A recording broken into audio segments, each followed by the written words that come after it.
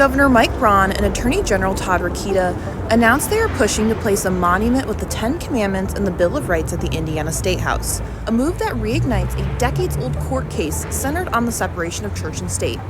I'm Cate Charron, Indy Star's First Amendment reporter. The pair of Republican elected officials said they are seeking to overturn a 20-year-old court injunction that found the proposed monument's placement on state property to be a violation of the First Amendment's Establishment Clause. The Establishment Clause is what the courts have long interpreted to mean the separation of church and state. However, several Supreme Court decisions in the last several decades have loosened those restrictions and broadened what is permissible under the Constitution.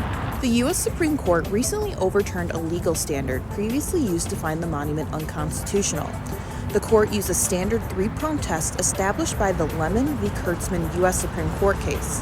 However, the Supreme Court officially overturned that precedent in a 2022 case focused on whether a football coach can pray on the field after a game.